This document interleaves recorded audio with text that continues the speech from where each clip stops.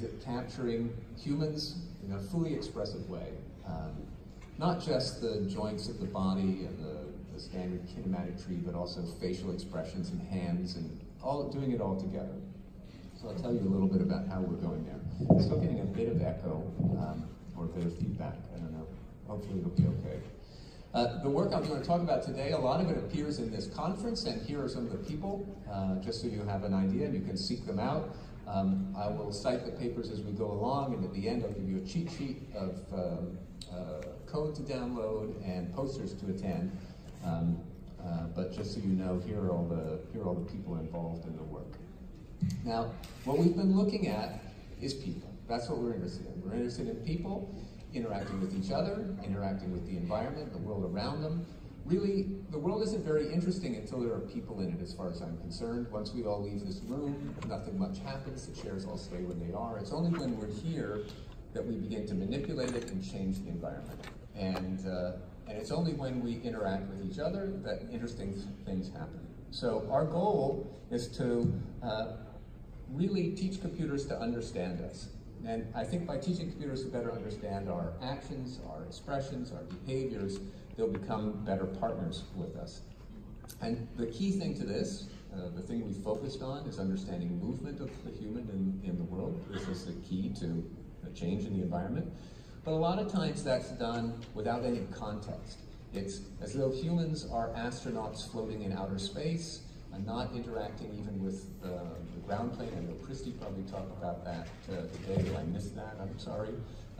But humans in the context of the 3D world interacting with the objects in the environment. And this is critical for understanding human behavior. So we're going to lay the groundwork for that, and I won't, as Anki pointed out, understanding behavior is probably a loaded thing, but we've got to lay the foundations. So maybe the foundations go back to the work of Johansson. He showed us in the 70s that we could, just from a few dots, some of these point light displays, recognize behaviors like walking. And he pointed out that you could recognize things like walking, running, dancing, etc.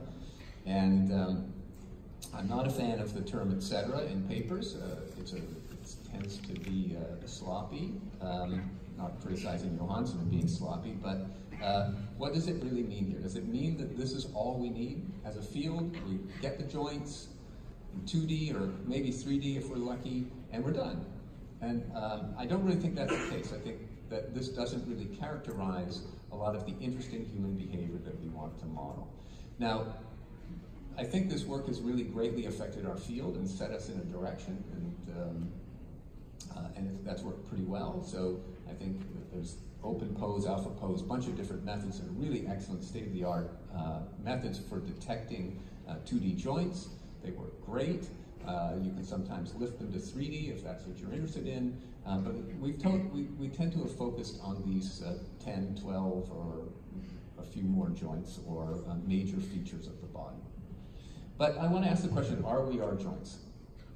Hopefully nobody here, hopefully your joints are never exposed in interacting with the world around you. They're hidden, covered by your body, the soft tissue, and so on.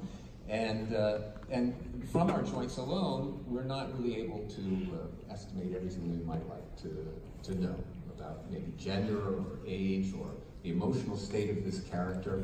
And in particular, we're also not able to reason about the interaction of that character with the world. So just from the skeleton alone, we can't really say anything about whether the feet are in contact with the environment. I mean, it's not the joints that are in contact, it's the surface of your foot or the surface of your hand. And we don't manipulate the world with our joints. So the hypothesis has been, for us, that we need a 3D representation of the body, and that means its outer surface, because that's the thing that's going to manipulate the world and be in contact with it. So as was just mentioned, we developed this simple body model, this skinned multi-person linear model, which I'll briefly describe for you today so everybody's on the same page. But it's based on a representation of the body that fundamentally is about the surface, and that allows us to reason about interactions. So to build that, we first commissioned 3DMD to build us this four-dimensional body scanner, which allows the full range of human motion to be captured in 3D at 60 frames a second, so that's what we mean by 3D at 3D in time. And this has allowed us over the last 3 years or so to capture over 2 million 3D scans of humans behaving. This is about 1 million body scans, about 1 million face scans, 250,000 hand scans, and even a bunch of foot scans, though I won't talk about those today. So from this collection, we don't use all of it for training every model, we do all kinds of different things, but from a subset of this data, we want to take that and learn a function. This function is it's a mapping from the pose data of the body and the shape data, we'll talk about that in just a minute, to 3D vertices. And on the bottom here, you see a articulated body model being moved using this technique, and it should look realistic to you. The shoulders should be realistic, the elbows, and so on. And this function we're going to use is based on linear blend skinning. We wanted it to be dead simple and plug and play with most graphics packages, and make it as usable as possible, also differentiable, of course. So I'll just walk you briefly through this so that we're all speaking the same language. So simple has a 3D template. T, we're going to learn that shape from examples. In a canonical pose, here a T pose, there's going to be some joints, which are the little white dots, and some blend weights W, these standard linear blend skinning blend weights that will control how the surface performs as the body is posed. The body has a traditional kinematic tree, and the parts are rotated relative to each other in that tree. Now, one of the nice things about Simple is it includes what we call shape blend shapes. This is a principal component space of shape deformations applied in this canonical pose normalized reference frame. And you'll notice that the joints, the white dots, are moving along with the change of body shape. That's critical because obviously as our shape changes, the location of our joints change. So those two things are learned together. So you have a shape space we can capture multiple different types of people. And then given the pose of the body theta and the standard kinematic tree, we want to apply linear blend skinning with the templates and joints and blend weights and pose, and we're going to get out vertices.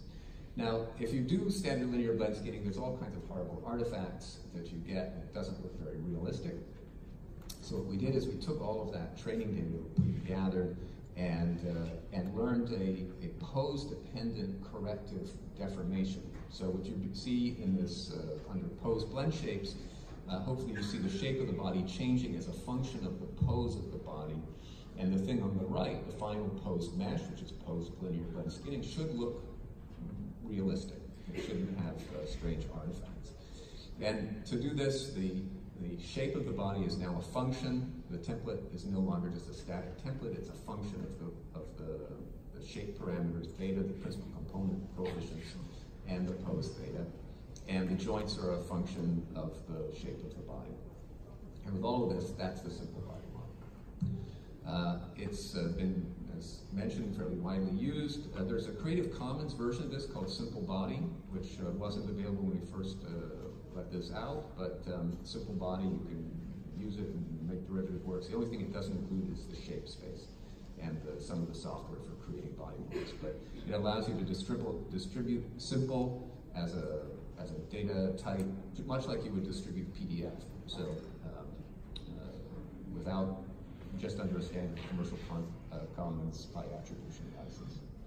So, okay, good enough.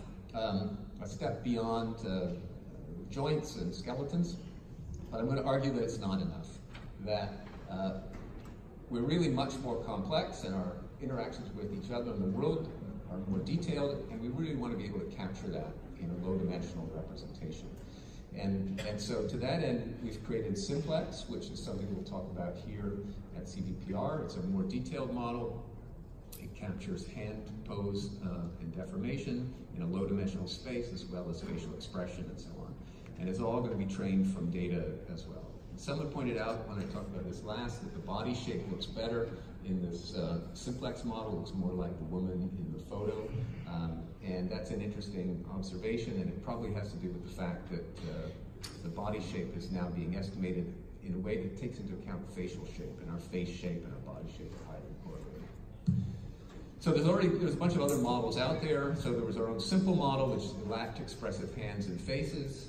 We introduced Simple H at SIGGRAPH or SIGGRAPH Asia a year or so ago, and that included hands, but not a face.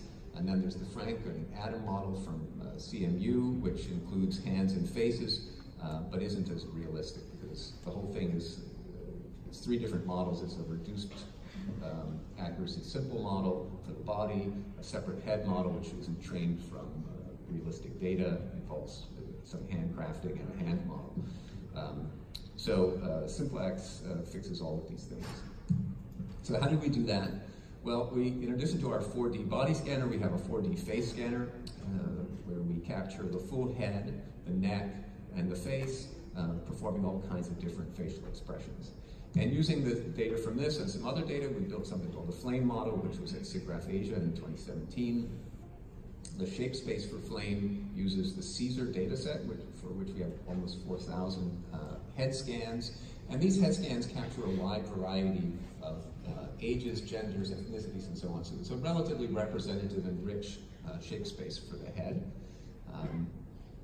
There are already existing data sets like D3D Facts that have 4D data of facial expressions, in particular people acting out facial action coding units, but they're not super varied. And so we created an additional data set of our own 4D scans in which there's really extreme head pose variation and extreme facial expressions. And we make that available for people to use. In total, we used 33,000 scans to train the Flame model. Now, Flame is basically exactly the same as Simple, but adapted to the face. There's a pose normalized shape space, which is just PCA. PCA works great for things like this.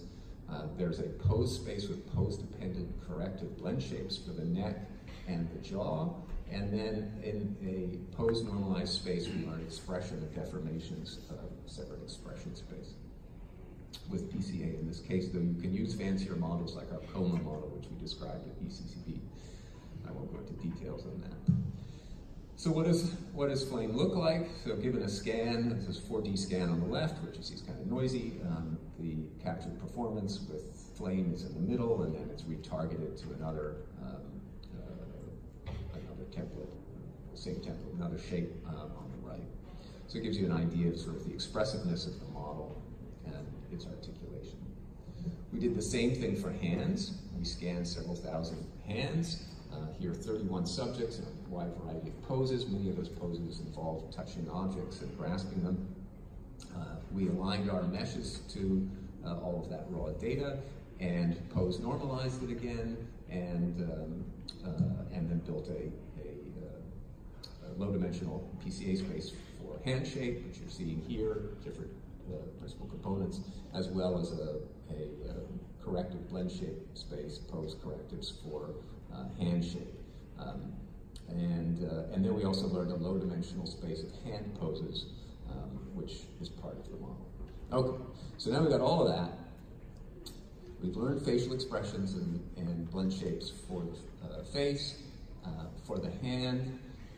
We've got pose deformations, and then we know the shape of the head and the body by fitting it to a whole bunch of scans. So we can put it all together into a single model, the Simplex model, which is realistic because the correlations in shape between the head and the hands and the body are all there, and we've learned detailed models for how they all deform individually.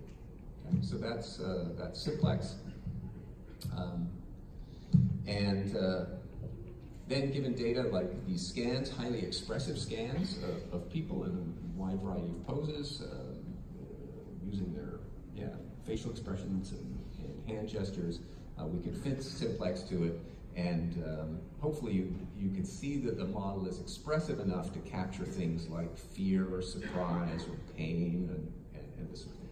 So now the model is a lot more useful. I think it's moved us in a direction of something much more expressive and emotional. And now the number of parameters have gone up. I think Anju mentioned 85 parameters, now we've got 119 parameters. Not such a big increase to get a much more expressive model. Okay, so that's the model. Now you want to be able to estimate it from images, of course. So given a single image, we want to be able to estimate the pose and shape of the body, including the facial expression of the hands, and it should look good. And of course, the way we would want to do that is to directly train a deep neural network to go from pixels to the parameters, this 119 parameters. But we have limited training data for this, and as Anju pointed out, not having good paired data is a real problem. And since this is a higher dimensional model than we had before, you have even more difficulty in fitting it using just 2D data or learning a direct mapping. So we took a traditional approach. This is a good old-fashioned computer vision approach, I will describe it as. We leveraged the 2D image features, which are very reliable and robust from OpenPose. And then we combine this with a top-down fitting. So this is a bottom-up fast feature detection, and then classical top-down optimization of the model to fit the 2D features. And I'll just quickly go through that. As you already mentioned, this idea that from the 3D shape of the body, if you give me the pose theta, and I know the kinematic tree, and I know the location of the joints, then I know the 3D location of the joints for a given pose and shape of the body, and I can project those into the image and compute a 2D loss or error term between the estimated 2D joints, say from OpenPose, and the projected ones if I know the camera. And so what we really want to do is optimize over the pose and shape of the body such that it minimizes this error. Okay, so this was something we called Simplify, that appeared at ECCD in 2016. And at the time, we pointed out that just that loss alone is not enough because of their ambiguities. Anju shows some monsters. There are more subtle effects like this, where the middle image actually, the rendered body actually matches the 2D shape of this body really quite well. But if you look from the side, you see that actually the legs are too long. The pose is changed in a weird way that's not very physical, such that it all matches. So it's not very physically plausible. So in the classical paradigm, what we do is we regularize the solution. We add some priors to this data term. Those priors include a prior on body shape, which comes from PCA on body shape, a prior on hand pose, which we learned from our training set, also done using PCA, a facial prior on facial expressions, which we get from Flame. And then here we've added a few new things, a gender detector, because actually getting the shape of the body right is important, and our body shapes vary with gender. We have 3 different genders. We have male, female, and a gender-neutral model. I'll tell you more about that. And then a prior on the 3D body pose, where we've trained a new variational autoencoder for that, and an interpenetration penalty. So the gender classifier was sort of interesting in that a lot of people have done gender classification on faces. We couldn't find any gender classifier that uses the whole body. And when you see the whole body, the face tends to be small, and the current gender classifiers don't work very well. So we trained a gender classifier that works on the whole body. It doesn't have to be perfect because we have this gender-neutral model. So when we're confident about, when the detector's confident about it being a male, we use a male model. When it's confident about it being female, we use a female model. Otherwise, we use a gender-neutral model. And that detector might be useful to people. It's on GitHub. So I want to show you that it matters. It's kind of a disturbing image, but whatever. Maybe it's about to get more disturbing. So we're going to fit a female model to this guy's joints, and it comes out sort of with the wrong pose. It just doesn't really match well. The proportions of the female body don't match this guy. When we fit the gender-neutral model, the pose actually looks pretty good. And when we fit the male model, we get a good pose. And interestingly, also capture, even though this is just fitting the joints and facial features, we get a relatively realistic body model for this guy. It's not quite as big as the actual guy. He's a little heftier, but it surprisingly captures some of the body shape. So getting the gender right is a good thing. And then we need a pose prior. And so what we did is we took about 1 million motion capture time instance, fit our simple body model to the mocap data using something called MOSH. We get a whole bunch of realistic poses of the human body, and then we train a variational autoencoder to encode the body pose. Now, the body pose is represented as a collection of part rotation matrices, and if you just do this naively, the decoder won't guarantee that you get a rotation matrix out. So you would like the answer to live on the manifold of rotation matrices. So to do that, we add a couple of terms to the loss function that penalize deviations from a rotation matrix.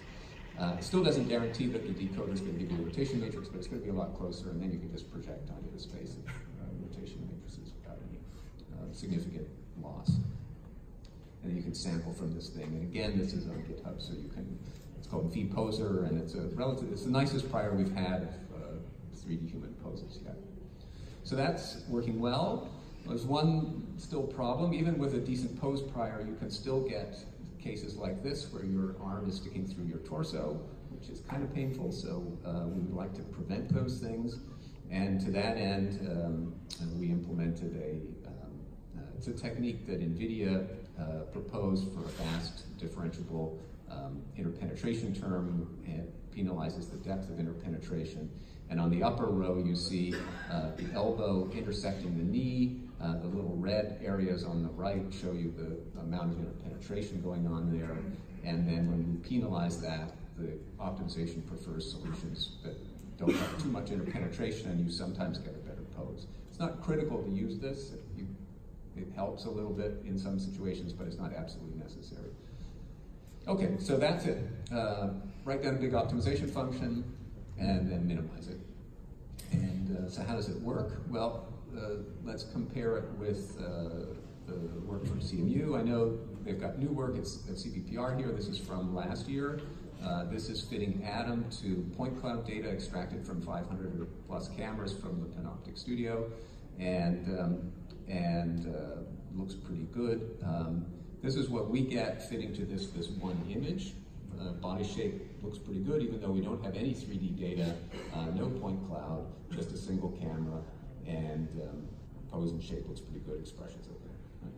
So this works in the wild images. You can check out the website for lots more examples. When you see a turquoise body, it means the gender detector didn't know the gender, and so we use a gender neutral model. Has a bunch of interesting failure cases, but it's relatively reliable. It's reliable when the low-level feature detection is good, and it fails when that fails. So, for example, in the upper left example, open pose, it's a tough example. The one person's leg is behind the other person, and so it got the wrong pose. It also has no explicit model yet of occlusion, so the image on the right should be relatively easy, but we don't know that the hands are occluded, and we don't know what to do when they are occluded. Having a 3D body model, we should be able to deal with that in a better way. And the bottom are just some failures of 2D pose detection. Okay. So how do you I've been arguing that we don't want to work on joints, but all of the evaluation metrics in the literature evaluate 2D or 3D joint locations. So we would like to move people towards thinking about evaluating something else. There aren't any good data sets for 3D body shape with natural imagery. And this one isn't a great data set either, but it's a step in the right direction. We have images like the ones on the left, which are obviously in a lab environment. It's just a single person. The lighting is kind of weird and crazy, but still we have ground truth 3D shape and varied expression and hand pose. So what we did is we fit SimpleX and aligned it to this scan data. This gives us sort of a pseudo ground truth. This was carefully curated so that all of the fits are tight and good and not noisy. And we make this available for people to test their methods on. So I'm not going to go through detailed comparisons. There's an ablation study in the paper you can check out. Now, we just do this frame by frame. It takes 2.4 seconds per frame. This is an old-fashioned method. Even though it's implemented in PyTorch, it still runs a little slowly, so it's not real time. Obviously, the next step is to do the kinds of things that Anju was talking about and push this train an end-to-end neural network to do this and push this in time so we get consistency in time. Here you see the body shape changing at every frame in the video because there's absolutely no temporal consistency at all in body shape or pose. Okay, so here we go. Why do we do all this? Well, I said we wanted all these things because we interact with the world through our bodies, through the surfaces of our bodies. Contact is critical. And so I'd like to just briefly promote some other work here. This is work that's a collaboration between MPI and INRIA, and this work is about capturing hand-object interaction.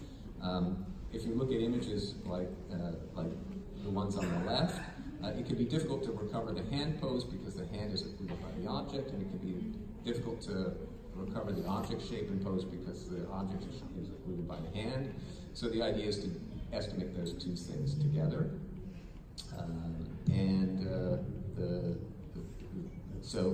And to do so, we train a couple of neural networks in a coordinated way.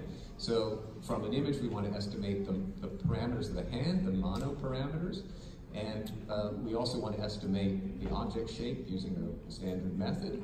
But the novelty here is to introduce a new loss, two new losses. One prevents interpenetration or penalizes interpenetration between the hand and the object, and the other encourages the fingers, the surfaces of the hand, like the fingers and the palm, to be actually in contact with an object if they're close to it. So, and with these two constraints and training the whole thing together, it works pretty well.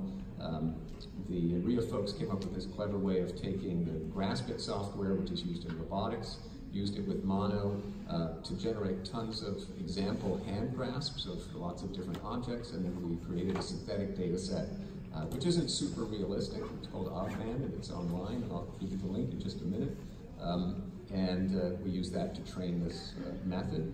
But then it can work on actual real images. I was sort of surprised it worked as well as it did, given the simplicity of the training data, or the lack of realism in it. We're getting relatively good hand-object interaction. So it's a step in the right direction, I think. But there's still more to do. I've talked mostly about, started out talking about the joints of the body, and then I argued that we need more. I actually think we need even more, right? So the joints of the body are not really describing what I really want to know, which is what's going on in my head as I'm interacting with the world and so on. I'm speaking right now, and sure, it involves the motion of my jaw, but it also involves my vocal cords and so on. Those are not joints. So we want to go beyond just controlling bodies from a small number of pose parameters to think about controlling them based on what's going on inside. And so we took a first step in that direction by looking at speech and the 3D shape of the face in motion. And to study this is another paper that will be appearing here at CVPR. We collected a novel data set called VocaSet, in which we collected many subjects with varying ages and genders and face shapes and speaking styles. We found that people have rather different speaking styles, as you'll see in these examples. And so this is training data. These are the flame model registered and aligned to 4D scans of different people. Psychical programs will never compile. So pay attention to the lips and how different they are. Watch the next person and how her lips move. We experience distress and frustration obtaining our degrees. She has a tremendous amount of a jaw motion as she speaks. Masturbate parties tax one's imagination. I'm sorry, it's a bit faint. Challenged me, but a quick step when pushed in. So this woman almost doesn't open her mouth. Challenged me, but a quick step when pushed in. We often think people kind of all speak the same way, but they really don't. The clumsy customers will so expensive perfume. So with data like this, we now have some training data of 3D face shape and speech together, and we can train now a neural network to take in speech and an arbitrary template mesh of a head in our flame topology and output a animated mesh, in this case of Winston Churchill. Now, of course, we've never scanned Winston Churchill, and we have no data of, we have no training data of his 3D face shape and him speaking. This is just taking an We shall arbitrary... defend our island, whatever the cost may be. We shall fight on the beaches, we shall fight on the landing grounds, we shall fight in the fields and in the streets, we shall fight in the hills. We shall never surrender. I tell you, they really love this in Germany. This is great. So the goal is this is a step in the direction of driving our models for more internal goals, emotions, behaviors, etc. It's a step in that direction. So look out for this poster as well. One more, if I have time to advertise one more poster. This is similar to what Anju is describing about how do we go from images to 3D shape models without any paired data. So in the work with Anju and this human mesh recovery, what we did there is we had this adversary that knew something about 3D shape. Here we take a different approach. So we have the same problem. We lack paired 3D data and images. And what we want to do is be able, from a single image, to estimate the parameters of our flame head model. So the key observation is if we have multiple images of the same person, maybe different expressions, different lighting, different poses, and so on, that doesn't matter because we can normalize them all to the same pose and they should have the same shape. The flame model will have the same shape. And if we take somebody else, like Subik, who's the first author on this paper, his head is different from my head. So that's all we know. We know that images of me should have the same shape and images of Subik or somebody else should probably be a different shape from me. And then we formulate this ring architecture. We train a bunch of neural networks together.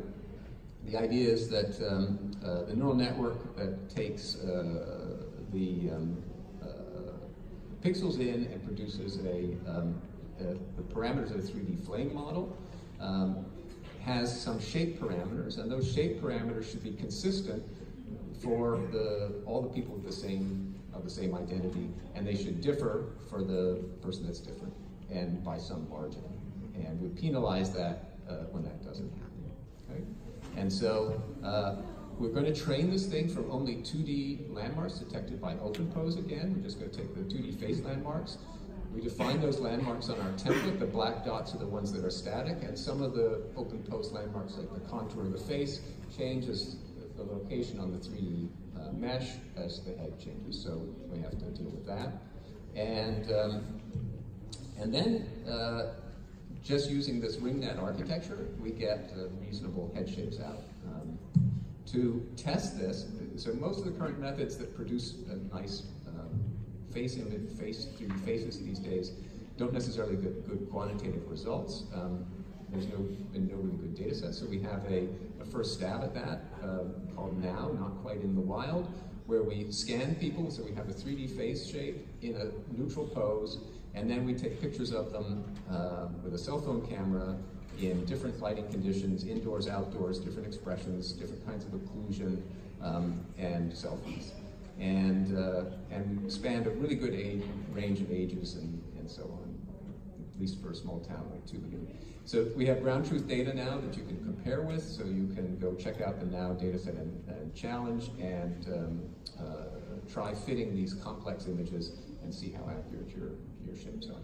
I'm not going to go into details, but this works on small images, uncropped images. The face shape is not super detailed, as you'll see, because it's based on flame, but it is relatively robust to head pose, scale, occlusion, and so on. So that's mostly what I wanted to tell you today. And what's next is even more realism, but what's really exciting to me is looking beyond just capturing the joints and trying to get more at controls of the body that are more internal and physical in a way. So stay tuned for that.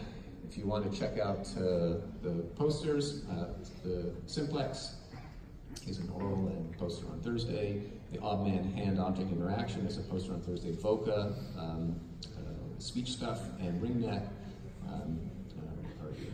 And all the code is here, so if you want to go check it out, it should all be online and ready for you to try. So thanks for your attention.